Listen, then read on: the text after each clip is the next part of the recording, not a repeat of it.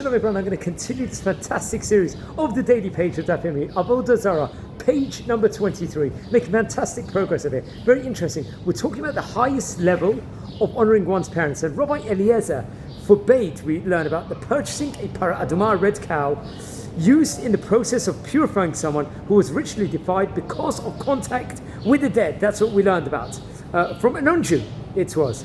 The sage Sheila explains that Rabbi Eliezer's ruling is based on his reading of the passage in chapter 19 of Bamidbar that commands that Jewish people must take the animal, which is understood to mean that they must make it from a fellow Jew.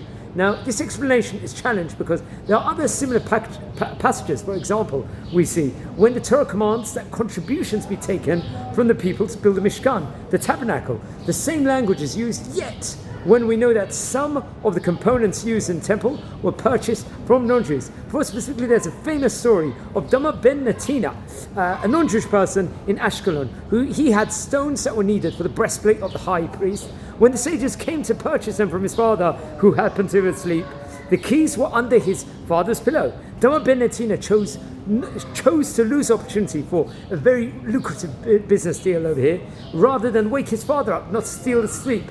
A decision that so impressed the sages that they use this story to illuminate how a child must go to fulfill the commandment of honouring your father and mother. That's how great it was. Now it's very interesting. Dama ben Natina happened to have been one of the leading members of the non-Jewish community in Ashkelon during the Second Temple period, Second Beit HaMikdash time. And he served as one of the, let's say, representatives on the city's council. It appears that he was a very wealthy individual who was well respected in the community and beyond. The story related, obviously, in today's page of the Gemara, we could state over, is just one of the many that appear in the Gemara describing, let's say, the respect someone has to have for their show his parents. And we're using a non-Jewish person from this example here. Wish you all a fantastic day, friends. So take care.